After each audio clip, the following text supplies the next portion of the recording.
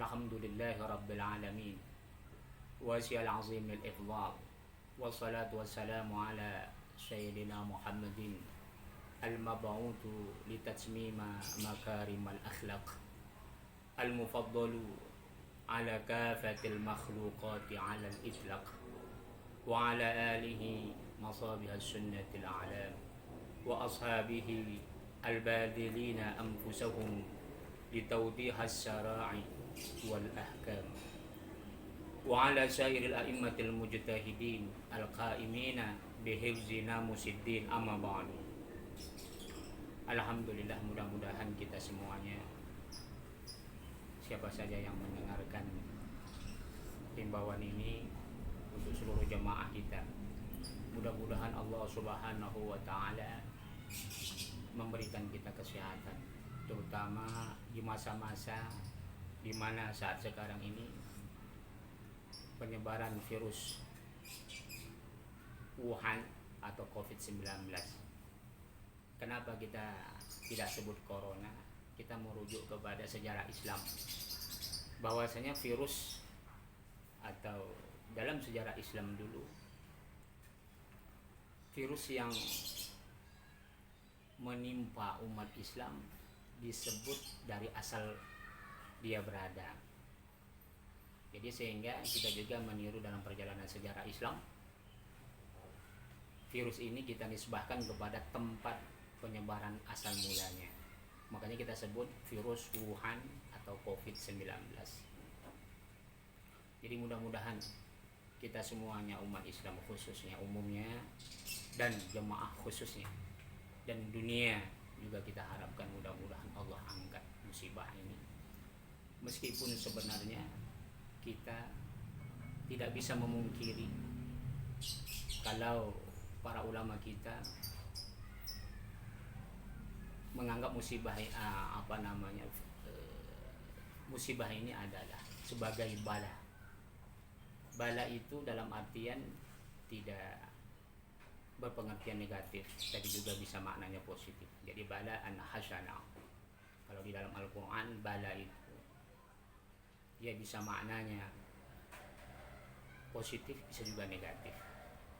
Jadi bagaimana kita sebagai umat Islam bisa menghadapi cobaan ini? Allah Subhanahu wa Ta'ala di dalam Al-Quran mengatakan, wa ma asabakum fil ardi wala fi anfusikum fi kitabim min qabli illa an nabra'aha likaila ta'saw ala ma fatakum wala tafrahu bima atakum wallahu la yuhibbu kulla mukhtalin fakhur. Tak ada musibah yang menimpa dirimu, yang menimpa di dunia ini, ataupun musibah yang menimpa dirimu, kata Allah, itu semua setelah Allah catat di Lauhul Mahfuz. Tujuannya apa? Supaya kita tidak boleh berputus asa terhadap musibah ini, tapi juga kita tidak boleh bergembira ketika Allah berikan nikmat yang berlebih sama kita. Sesungguhnya Allah tidak mencintai, tidak menyukai orang-orang yang congkak dan semena-mena. Jadi di sini intinya adalah bagaimana kita sebagai umat Islam, khususnya jemaah kita, menghadapi cobaan ini harus penuh dengan kesabaran. Kita terus berusaha, karena kalau kita melihat bagaimana perkembangan sekarang ini, kalau kemarin berita-berita internasional, kita katakan Sky News Arabic, BBC internasional, dan sebagainya, termasuk Al Jazeera, itu lebih kurang sudah 600.000 terindikasi corona di seluruh dunia. 3 miliar yang sudah dikarantina. Dan hari ini CNN itu merilis sudah mencapai 3.000 orang. Sudah mencapai 30.000 orang seluruh dunia yang meninggal sebab virus Wuhan ini. Jadi kita terus selalu berdoa. Semoga musibah ini tidak akan menimpa kita umat Islam pada umumnya, dunia ini juga seluruh manusia di dunia ini, terkhusus jemaah kita. Karena ini adalah benar-benar Allah ingin menguji kita sejauh mana kemampuan kesabaran kita. Rasulullah Shallallahu Alaihi Wasallam pernah memperingatkan kepada kita, idza sami'tum ta'un bi'ardin fala tadkhuluha, apabila kamu mendengar ta'un atau wabah di suatu tempat maka jangan kamu memasukinya. Wa idza waqa'a bi'ardin, tapi apabila sudah terjadi di suatu daerah, wa antum fiha, sedangkan engkau berada di situ, di daerah itu, fala takhruju minha, jangan kamu keluar dari daerah itu. Jadi dalam perjalanan sejarah Islam itu kita pernah mengalami musibah yang paling besar ini di dunia Islam saja. Sebenarnya sebelum peradaban Islam juga sudah ada musibah ini, tapi kita khusus akan mengangkat sedikit musibah ta'un atau wabah. Jadi kalau ta'un ini para ulama kita membedakan dengan wabah. Setiap ta'un udah pasti wabah, tapi setiap wabah belum pasti dia ta'un. Ta'un ini adalah yang asal mulanya tidak diketahui sumber penyakitnya. Dia itu bisa datang dari angin dan dia hinggap di organ tubuh manusia, bisa jadi di jantung, di lever, di tangan, di kulit, di mana saja. Kalau wabah sudah bisa diketahui dari mana sumbernya, seperti wabah penyakit dan sebagainya. Dalam perjalanan sejarah Islam ada sekitar 6 peristiwa. Yang paling besar itu adalah pertama ta'un Amwas atau Amawas atau Ummius. Ini terjadi pada tahun 18 Hijriah. Ini sangat fenomenal, ini sangat menggemparkan dalam sejarah Islam. Kenapa disebut dengan Ta'un Amwas? Amwas ini adalah nama suatu tempat di Palestina antara Kudus dan Ramallah. Makanya tadi kita dari awal mengatakan tidak kita sebut virus corona, karena virus kita sebut adalah virus Wuhan. Ini merujuk kepada sejarah Islam. Nanti kita akan sebut peristiwa-peristiwa ini sedikit saja, karena merujuk dalam sejarah Islam di mana berkembangnya wabah atau ta'un ini dinisbahkan kepada tempat asal penyebarannya. Jadi ta'un Umwas ini, wabah virus Umwas ini, Umwas itu nama tempat di Palestina antara Ramallah dengan Kudus. Ini sampai menjalar ke Syam. Kalau Syam itu Syria, tapi dulu Syam itu meliputi Syria, Jordania, Lebanon, Syria dan daerah-daerah sekitarnya. Ini para sahabat ketika itu dan para kaum umat Islam ditimpa musibah ini 25 sampai 30 ribu orang yang meninggal dunia. Bahkan gubernur umat Islam ketika itu, Abu Ubaidah bin Al-Jarrah, meninggal dunia sebab ini. Jadi Abu Ubaidah ini pernah dia ketika di masa-masa virus ini pergi ke Madinah, ditanya Umar bin Khattab, kenapa engkau keluar dari Syria?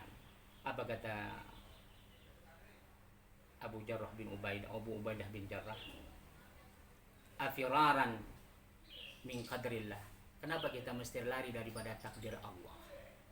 Akhirnya Umar bin Khattab menjawab, "Law ghairuka yaqul hadha, na'am. Nafara min qadrillah ila nafara ila qadrillah." Kalaulah bukan engkau yang mengatakan ini, kata Umar bin Khattab, jadi kita itu lari dari takdir Allah kepada takdir Allah juga. Ini diantara musibah virus yang telah pernah menimpa umat Islam. Kemudian kita teruskan sedikit aja lagi. Yang kedua, Ta'un Al-Jarif itu pernah juga menimpa umat Islam selama 3 hari pada tahun 69 Hijriah. Kemudian tahun Al-Fatayat Awil Ashraf ini terjadi pada tahun 87 Hijriah. Kenapa dikatakan tahun Fatayat? Ini pertama kali virus ini menimpa khusus pertama kali adalah wanita-wanita yang kena. Kemudian para pembesar-pembesar. Kemudian yang keempat, tahun Muslim bin Qutaibah terjadi pada tahun 131. Ini sangat mengerikan juga. Kenapa disebut tahun Muslim bin Qutaibah? Ini yang kita katakan tadi.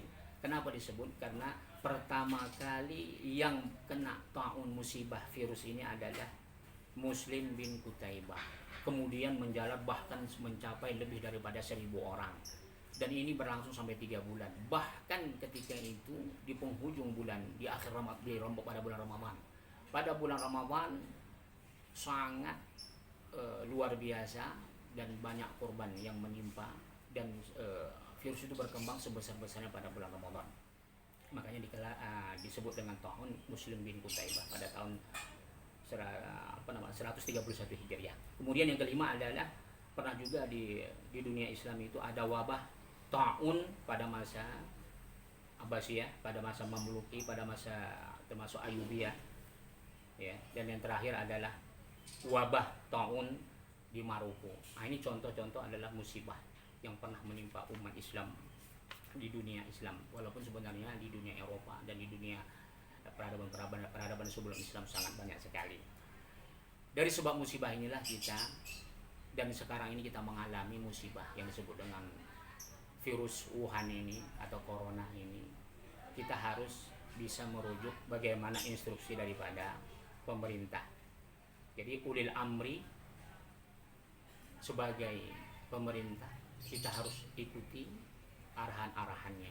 Jadi ulil amri itu kalau di dalam Al-Qur'an disebut wa idza ja'ahum amru minal amni awil khaufi adza'u bi walau radduhu ila rasul wa ila ulil amri minhum la'alimahu alladziina yastanbituuna min falaula fadlullah 'alaikum wa rahmatuhu lattaba'tumus syaitana illa qalila.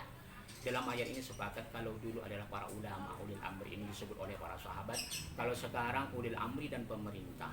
Jadi keputusan ulama dan pemerintah untuk menangani virus ini, bagaimana umat Islam harus bisa melindunginya, kita harus wajib mentaatinya. Kemudian bagaimana kita menanggulanginya? Kalau kita dalam melaksanakan ibadah sholat, maka untuk saat-saat sekarang ini sangat dianjurkan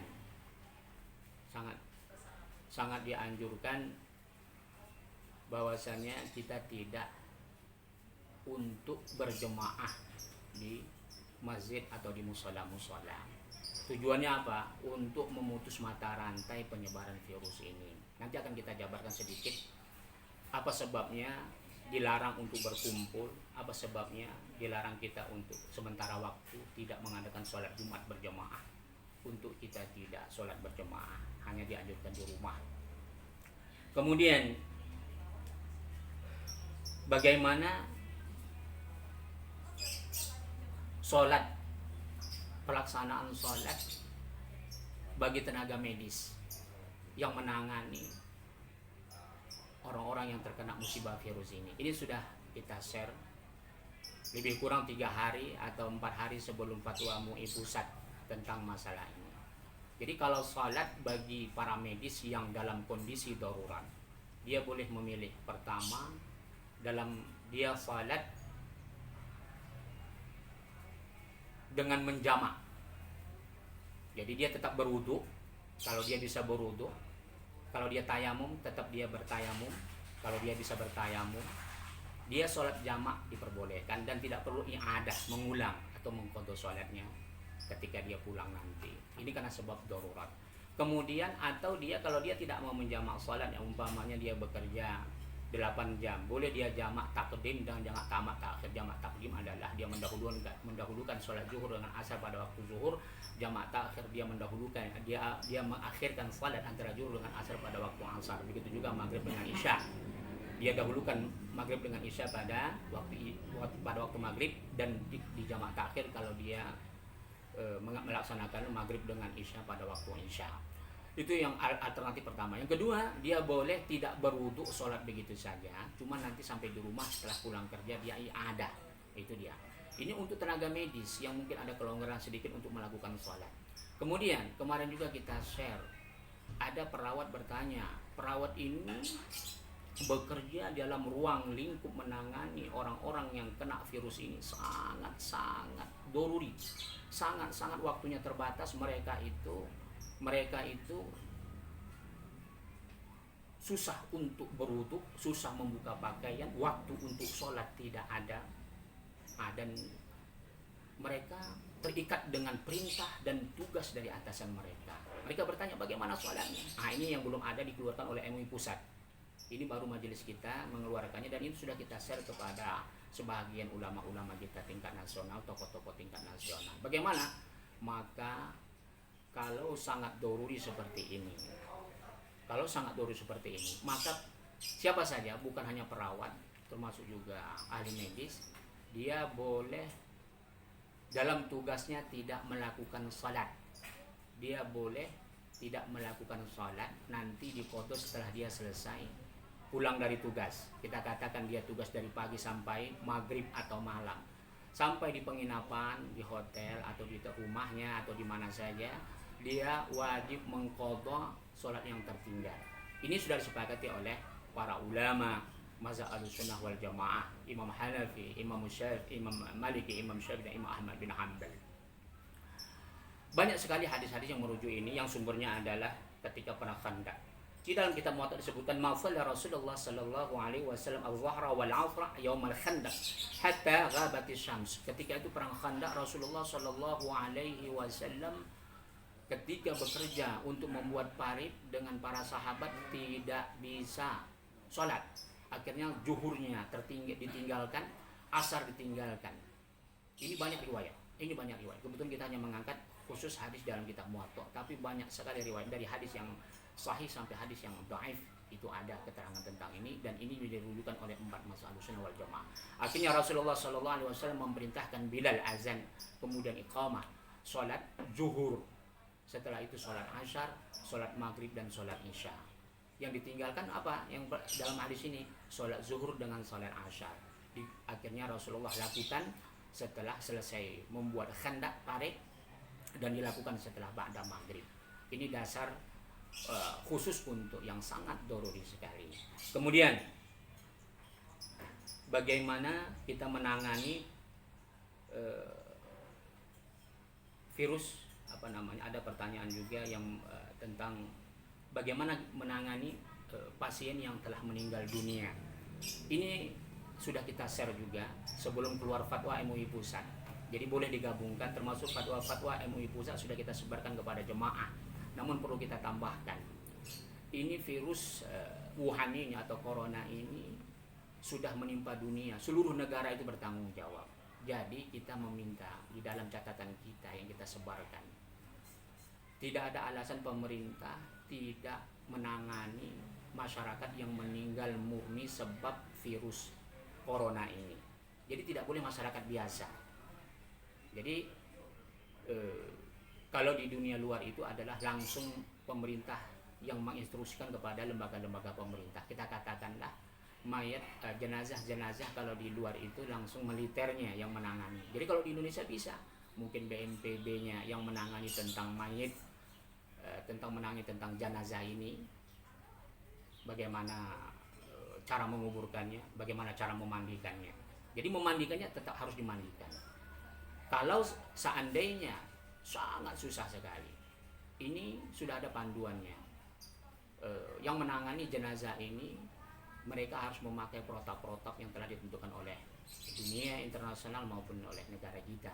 Contohnya memakai alat pelindung diri APD itu, alat pelindung diri atau alat pelindung tangan, hand protection. Artinya yang memandikan itu harus benar-benar steril dan harus petunjuk medis. Jadi mayit kalau bisa dimandikan harus dimandikan. Tapi kalau ditayamumkan mungkin saya kira lebih berat, walaupun ada alternatif untuk ditayamumkan, tapi harus dimandikan. Bagaimana supaya dia tidak meluas? Mayit itu harus kita balut dengan kain yang halus, kita semprot dengan air dengan jarak yang jauh sedikit. Atau boleh jadi mayit jenazah yang kena virus meninggal dunia ini bisa disatukan dalam satu tempat. Di negara-negara lain dijadikan satu tempat dan dimandikan oleh orang-orang petugas-petugas khusus di dalam suatu tempat. Kemudian dimasukkan dalam peti. Petinya dipaku dan jenazahnya dimiringkan di dalam, ditaruhlah sebongkahan sedikit tanah atau apa saja benda.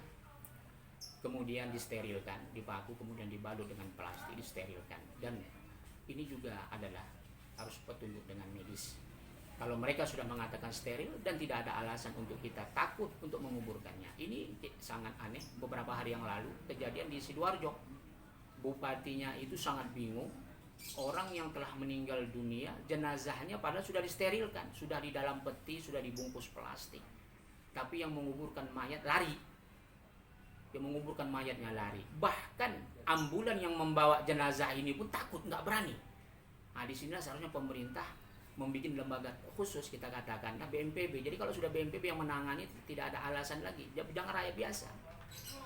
Khusus untuk jenazah yang dia terindikasi, yang murni dia sudah meninggal sebab virus ini, harus ada lembaga khusus yang menangannya. Tidak boleh rakyat biasa. Dan kita umat Islam harus membantu lebih orang-orang yang menangani dengan bersedekah, memberikan sumbangan. Pemerintah juga harus memberikan intensif yang lebih untuk lembaga-lembaga, orang-orang yang menangani ini. Jadi jangan kita samakan dengan seperti menguburkan orang-orang biasa. Alternatif itu banyak. Yang boleh kita masuk alternatif tidak boleh dimandikan apabila bukan lembaga pemerintah yang menanganinya. Jadi tidak boleh alternatif langsung karena dia berdampak virus yang berbahaya sehingga tidak dimandikan, sehingga tidak dikafani, ditanam begitu saja, tidak boleh. Atau ada orang menyamakannya dengan mati syahid, tidak boleh. Masyarakat saja ketika pemerintah lepas tangan, masyarakat saja tetap masih bisa melakukannya sesuai dengan petunjuk medis. Jadi ini ya cara-cara menangani COVID-19 ini tadi. Bisa juga terus kita baca kembali bagaimana himbauan kita di dalam sharing-sharing yang telah kita keluarkan yang sebelum MUI pusat mengeluarkan fatwa ini, dan kita juga mengkoronakan, komparatifkan keputusan-keputusan MUI yang ada. Kemudian ada juga orang yang menyinggung tentang bagaimana ini sudah keluar kita daripada tema tentang masalah penyebaran virus sedikit. Ada orang bertanya bagaimana nikah lewat video call atau lewat internet. Nah, ini berkembang sudah lama sebenarnya. Jadi apa hukumnya? Sementara ijab dan qabul itu adalah merupakan rukun dalam pernikahan. Tidak sah tanpa ijab qabul. Jadi kalau ijab itu adalah lafaz yang diucapkan oleh wali atau wakilnya kalau dia nikah taukil, sedangkan qabul adalah lafaz yang diucapkan oleh suami atau wakilnya. Jadi ini merupakan syarat. Jadi syarat ijab qabul itu mesti fi majlisin wahid. Ittihadul majlis, harus satu majlis. Ini pertanyaannya, bagaimana kalau kita pakai video call, kita katakan pakai WA, pakai internet, kan sama saja. Nah, ini ada perbedaan ulama. Tapi jumhur ulama tetap tidak membolehkan nikah berbeda tempat karena dikhawatirkan kemaslahatannya akan merusak. Pertama, akan terjadi ghash, akan terjadi khidah, penipuan, akan terjadi tala'u. Ini dianggap main-main. Jadi jumhur ulama tetap tidak membolehkan nikah telekonferensi, nikah akad nikah yang berbeda jauh jaraknya. Bagaimana kalau dalam kondisi darurat? Ada ulama yang membolehkannya, yaitu Abdul Aziz bin Baz, mufti Saudi Arabia, Allah yarham. Dia pernah membolehkan ini dengan syarat bila tala'u, apabila tidak ada di sana permainan. Tapi ini sangat cacat. Kenapa? Pertama, indikasinya ini akan bisa merendahkan syiar Islam. Ini akan bisa mudah dipermainkan orang-orang dalam masalah akad nikah. Kemudian, di dalam negara kita, Indonesia, tidak ada kompilasi hukum Islam yang membolehkan itu. Di samping juga mayoritas ulama tidak membolehkan. Meskipun kelihatannya kalau dengan video itu seolah-olah seperti satu tempat. Memang iya, tapi ini tidak ada yang bisa menjamin. Tidak ada yang bisa menjamin kemaslahatannya lebih besar lagi. Jadi seandainya sudah terjadi itu, tetap juga risikonya lebih berat. Pertama, tidak akan bisa diisbatkan di dalam undang-undang kompilasi hukum Islam. Kalau dia mau isbat tidak bisa, karena asal nikahnya sudah tidak memenuhi syarat. Jadi jumhur ulama tetap mempertahankan apabila tidak dalam ittihadul majlis, maka itu adalah akad yang batil, akad yang tidak sah. Meskipun ada ulama yang membolehkannya, itu sangat-sangat tidak didukung, karena bisa menyebabkan kemaslahatan syariat pernikahan ini akan tercederai. Dulu pernah juga kita mengangkat tentang masalah haramnya nikah siri online. Ini nikah siri online juga kalau dirunut secara materi, secara material, secara ini prosedural mereka yang ada memenuhi syarat mereka semuanya. Contohnya mereka menghadirkan wali, saksi, mahar dan sebagainya. Tapi kalau sudah mereka dibolehkan nikah siri online ini, akan menyebabkan runtuhnya syiar, runtuhnya mur'ah umat Islam. Akhirnya orang mempermainkan pernikahan ini dengan segala cara. Sehingga kita pernah mengharamkan ini beberapa tahun yang lalu, yang heboh di Indonesia. Mungkin ada sekitar 7 tahun, 8 tahun yang lalu. Jadi apapun alasannya, meskipun dia memenuhi syarat dalam pernikahan syariat, kalau dia sudah menyangkut tentang pernikahan melalui online, melalui internet, ini akan memiliki dampak negatif yang besar dan fitnah yang besar. Maka jatuhnya adalah haram dan batil. Bahkan kita pernah menyarankan orang yang menghalalkan nikah syiri online harus ditangkap, yang menikahkannya ditangkap, lembaganya atau siapa saja termasuk yang menikahnya juga harus dipidana untuk menjaga kemaslahatan. Kemudian kita teruskan yang terakhir, bagaimana kita menghadapi situasi ekonomi yang terjadi saat ini. Jadi memang inilah dia yang terjadi polemik dalam beberapa bulan ini di negara Indonesia. Presiden sampai detik ini belum memutuskan lockdown di seluruh provinsi. Tidak ada satupun provinsi yang diputuskan oleh Presiden Republik Indonesia statusnya zona merah atau lockdown. Belum ada. Hanya gubernur-gubernur, kepala-kepala daerah tertentu yang membuat lockdown. Bahkan Jakarta yang terindikasi terbesar di seluruh Indonesia sendiri, sampai detik ini pemerintah pusat belum melockdown. Jadi antara keputusan pemerintah daerah dan pemerintah pusat ini tidak boleh kita benturkan. Ini masing-masing memiliki kemaslahatan. Kita perlu sedikit menyimpulkan.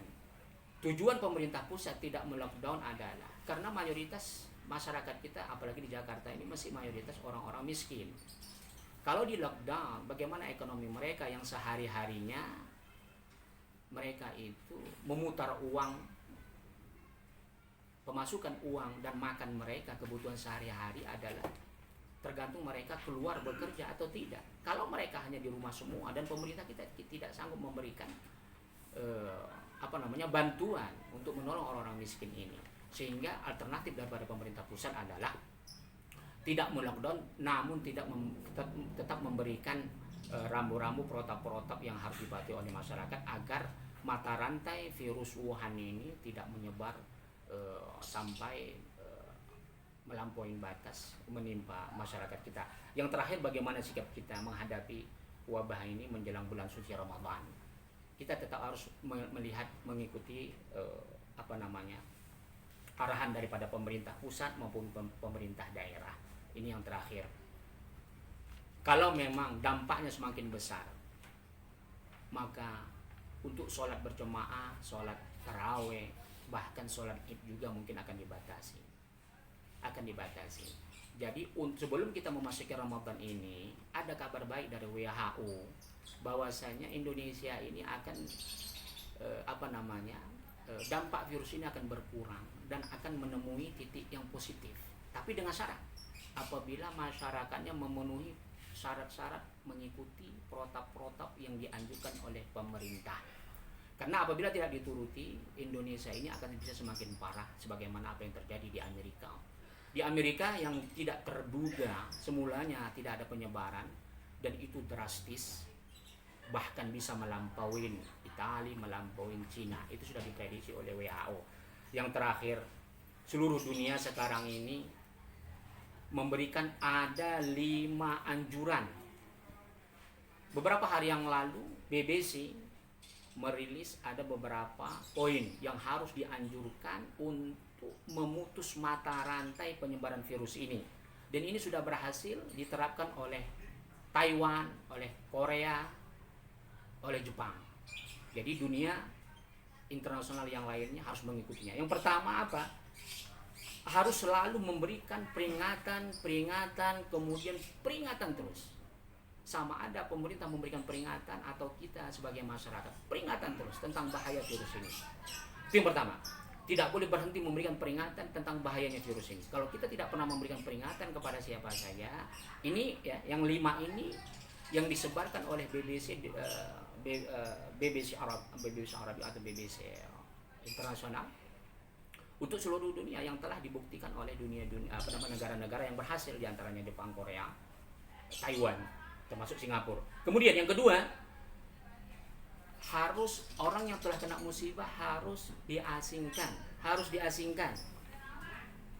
Jadi ajlul al-mafabin.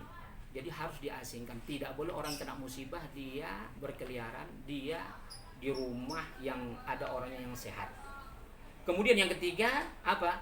Pemerintah atau kita harus siap siaga dan cepat bertindak apabila terjadi orang-orang yang terinfeksi, yang terkena. Jadi pemerintah harus cepat, tidak boleh dibiarkan, secepatnya harus ditangani.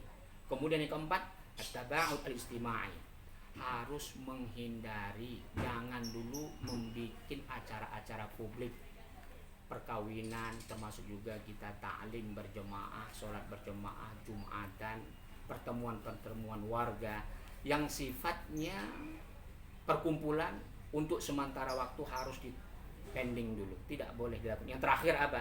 Ta'ziz tadadir an-nazafah asyakhsiyah. Yang terakhir inilah yang dianjurkan oleh dunia internasional. Semuanya, setiap warga harus memberikan edukasi yang baik, yang positif untuk membersihkan lingkungan, terutama membersihkan diri.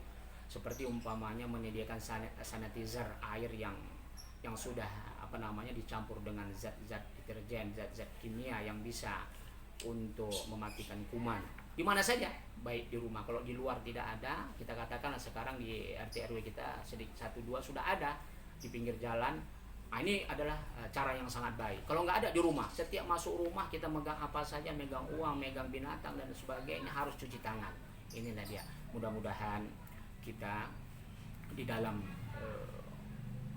menghadapi musibah yang besar ini adalah musibah yang terbesar dalam sejarah, karena seluruh dunia, bahkan sebagaimana kita sebutkan, CNN sudah merilis 30.000 orang, dan ini sudah sama dengan peristiwa Ta'un Amwas, hampir sama dengan Ta'un Amwas hari ini. Belum lagi besok bagaimana perkembangannya, mungkin bisa lebih lagi. Jadi kita berdoa kepada Allah Subhanahu wa taala, mudah-mudahan dalam menghadapi Ramadan ini untuk hari-hari berikutnya kita bisa dilindungi oleh Allah Subhanahu wa taala. Kita harus bisa mengambil ibrah. Rasulullah telah mengajarkan kepada kita, setiap ada musibah, terutama kalau ada virus, wabah, penyakit, kita selalu dianjurkan untuk berdoa. Dengan demikian, mudah-mudahan pertemuan kita yang singkat ini bisa kita sama-sama untuk saling mengkoreksi diri, untuk saling kita memberikan masukan, untuk kita saling bisa mendidik diri kita dan bisa saling memberikan sebuah pengertian sesama kita, bagaimana kita untuk bisa cepat keluar daripada musibah ini. Karena musibah yang menimpa kita ini adalah tidak ada yang sia-sia. Tidak ada yang sia-sia. Kata Rasulullah, ta'un ini adalah syahadah di kulli muslim. Artinya kalau kita sabar, ini akan menjadi kesaksian bagi kita. Tidak ada yang sia-sia.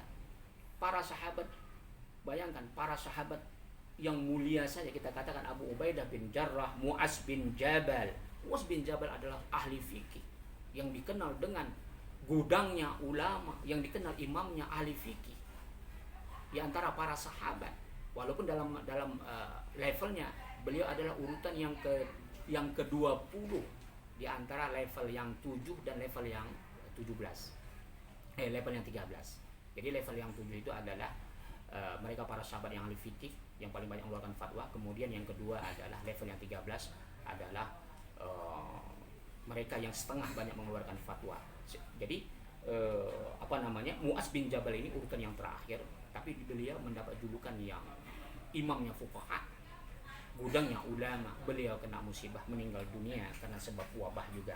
Al-Harits bin Hisham termasuk juga para sahabat yang kena virus meninggal dunia. Suhail bin Amru, Utbah bin Suhail, ya, Diror bin Al-Azur, Abu Jundal bin Suhail, dan banyak para sahabat-sahabat yang mulia yang mereka syahid sebab daripada musibah wabah amwas itu. Jadi mudah-mudahan bagi saudara-saudara kita yang terinfeksi, mudah-mudahan Allah sembuhkan. Bagi yang meninggal dunia, mudah-mudahan Allah catat dia sebagai orang yang mati syahid akhirat, yang pahalanya sama dengan mati syahid. Bagi kita yang masih sehat, mudah-mudahan Allah lindungi kita untuk selalu terus bertaubat, untuk kita selalu terus mendekatkan diri kepada Allah Subhanahu wa taala. Hilangkan di hati kita rasa dendam, rasa dengki, iri, hasad, karena obat daripada kehidupan kita dunia akhirat adalah membersihkan diri kita zahir dan batin. Bagaimana zahir kita membesarkan Allah, hati kita juga membesarkan Allah. Zahir kita menghormati manusia, hati kita juga harus menghormati manusia. Mari sama-sama kita berdoa kepada Allah Subhanahu wa taala. Mudah-mudahan Allah angkat musibah ini, khususnya musibah ini tidak menimpa keluarga kita yang kita cintai. Sebagaimana petunjuk Rasulullah sallallahu alaihi wasallam, doa yang kita panjatkan, dan ini adalah kita gabungkan doa-doa dari Rasulullah sallallahu alaihi wasallam untuk menolak segala bala, terutama virus, wabah, taun, digabungkan oleh para ulama-ulama kita. Mari sama-sama kita membaca doa tersebut. Semoga Allah berikan keberkahan kita, kesehatan kita, berkah dunia dan akhirat. A'udzubillahiminasyaitonirrajim. Bismillahirrahmanirrahim. Bismillahil syafi, bismillahil kafi, bismillahil ma'afi, bismillahilladzi la yadurru ma'asmihi syai'un fil ardi wala fis sama' wa huwas sami'ul alim. Bismillahirrahmanirrahim. Bismillahi ma syaa Allah la yasau khairu illallah. Bismillahi ma syaa Allah la yasrifu su'a illallah. Bismillahi ma syaa Allah ma kana min ni'matin fa min Allah. Bismillahi ma syaa Allah la ya'ti bil hasanati illallah. Bismillahi ma syaa Allah la haula wa la quwwata illa billahil aliyyil azim. Allahumma salli ala sayyidina Muhammadin tibbil qulub wa dawaiha wa afiyatil abdani wa shifaiha wa nuril absari wa dhiyaiha wa ala alihi wa sahbihi wa barik wa sallam.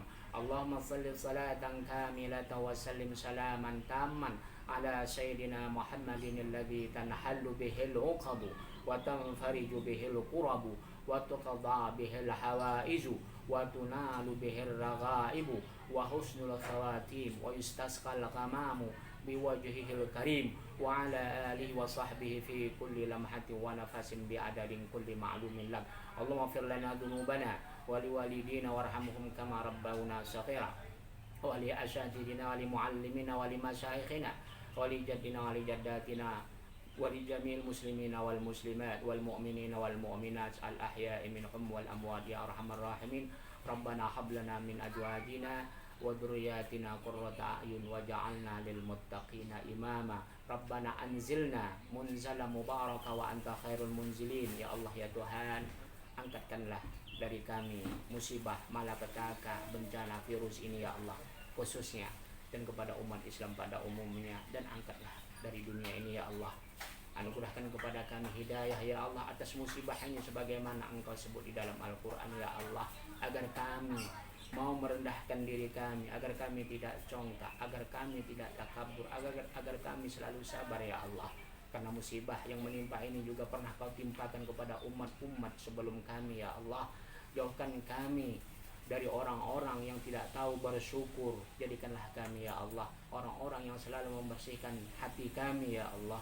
Jauhkanlah diri kami ya Allah dari segala kemurkaan-Mu karena kebodohan dan ketidaktahuan kami.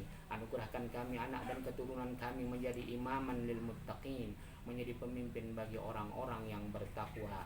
Tinggikanlah derajat kami ya Allah, tinggikanlah derajat kami ya Allah, Sembuhkanlah segala penyakit bagi saudara-saudara kami yang telah tertimpa musibah ini ya Allah. Bagi mereka yang telah wafat ya Allah, ampunkan dosa mereka. Terimalah segala amal ibadah mereka. Pertemukan mereka dengan orang-orang yang saleh ya Allah. Tinggikanlah derajat Rabb. Allahumma rfa' darajatana ya Allah bi akbari darajatin wa akbari tafdila litakuna kalimatullahi hiyal ulya. Rabbana atina fid dunya hasanah wa fil akhirati hasanah wa qina adzabannar. Wa sallallahu ala sayyidina Muhammad wa ala alihi wa sahbihi wa barik wa sallam. Walhamdulillahi rabbil alamin. Assalamualaikum warahmatullahi wabarakatuh.